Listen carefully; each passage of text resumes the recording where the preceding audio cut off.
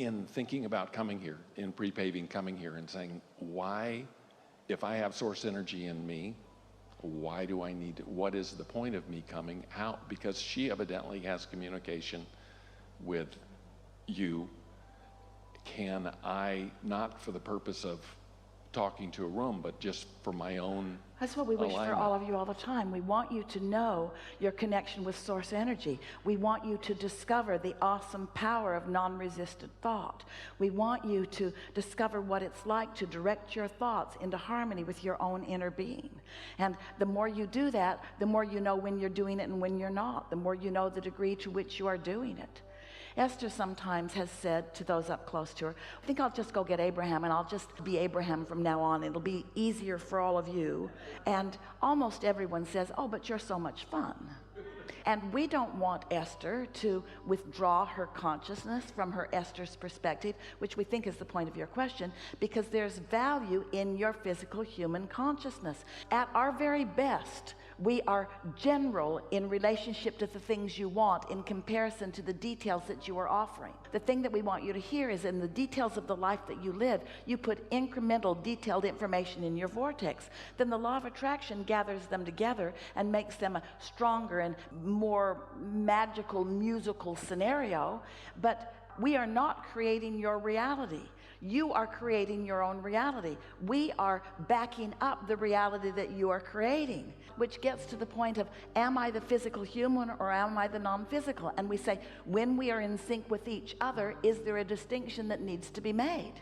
So then that brings out your question a little further. Well, is there value in me not being so tuned in, tapped in, turned on with you? Yes, the value is this. In your not being completely tuned in with what is non-physical knowledge and understanding of what's in the vortex, you reach into the contrast that you are living with more definition, and you ask for things that we don't ask for. There is a reason for the physicalness of that which you are. You're more detailed in what you are asking for. So that's the expansion is coming because I've got that human perspective that's separate. Because words don't teach, it's only life experience that teaches. And so you said, I'll go into a ever-changing, you use the word dynamic, I'll go forward into an ever-changing mix of consciousness. And from that ever-changing mix of consciousness, I will sift the nuggets of my personal desire. You all said that. And as that nugget of personal desire, that unique nugget of personal desire is honed by me and specified by me and launched by me, the universe expands in a way it could not if I did not exist in that state of consciousness. Your physical life causes you to do the asking. Right. But isn't it my human, going back, temporariness, even though that's an illusion, let's say, but isn't it that perspective that allows me to So you said something like this.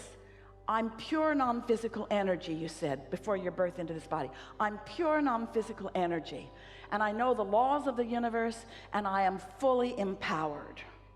And now, a part of this consciousness that is me, I'm going to present or project or focus into a new leading edge environment where there are unlimited potential new experiences and so many unknowns. Now humans say, why? Why? Why would I be all-knowing and all-powerful? What could possibly be the reason that I would focus my consciousness into something that's new? And we say, because in the new combining, there is a new desire that is born. In other words, it's this eternal, never-ending, creative experience.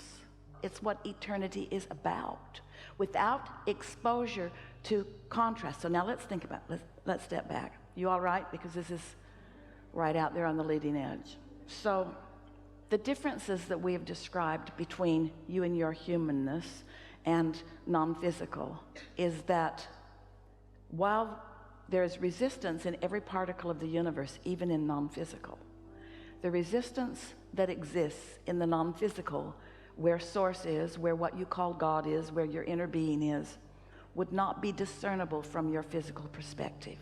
It is so refined that if there were an instrument that could read contrast, it could not read contrast in non-physical, because it would need to be an instrument that is so refined that it does not exist.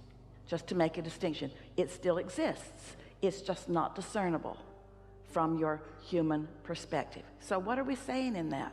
We're saying something that our earlier friend wanted to say. There's a sort of grounding in the physicalness. There's a willingness to expose yourself to a greater degree of contrast, because out of the contrast is born the new. You weren't as willing as you act like you are now in this regard. You knew you were being born with guidance, and you knew that while you were going to be exposed to contrast, that you would feel when you'd gone too far. You knew that your guidance system would let you know if you were reaching beyond the bounds that your inner being would be willing to go. You knew you weren't going to fall out of an airplane. You knew you were completely safe in the process of that. You were willing to come into a physical experience where you did not have that kind of control, because the expansion was the bigger prize. The eternal nature of your beingness mattered more to you than the security of staying the same.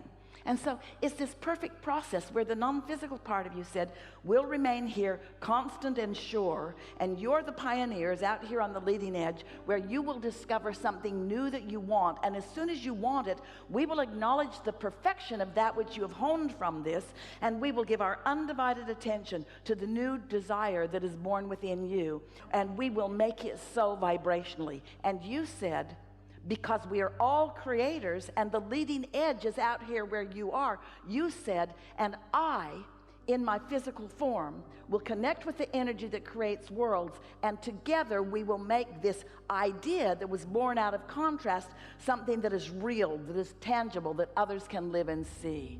You get it? Out of war you want peace, and out of a desire for peace you discover a way to live it. But you do it in concert with this energy that creates worlds.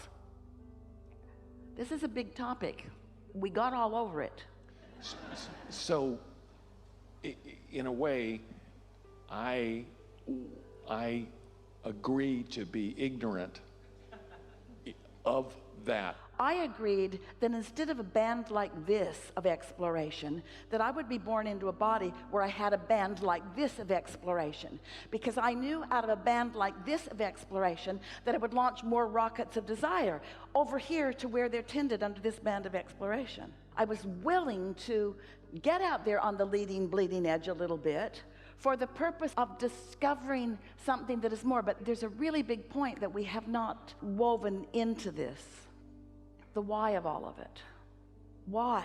Why, if I'm pure positive energy and I'm experiencing no resistance, which is what so many humans think is the objective that we're teaching here, it isn't. We can see how you might decide that from what you hear from us. If you were in a place of no resistance, why would you come into a place where there's more resistance? Because out of that, you give birth to new ideas. Well, what's the point of giving birth to a new idea if giving birth to a new idea, I'm just going to allow it and receive it? What's the point? In other words, what's the point of expansion? What's the point of evolution? What's the point of becoming more? Because it's so fun to go from less to more. It's so satisfying when your life gives you an idea of something that you might like to experience beyond what is, and when your life gives you a big idea, a big reason for wanting something to be better. And then you find ways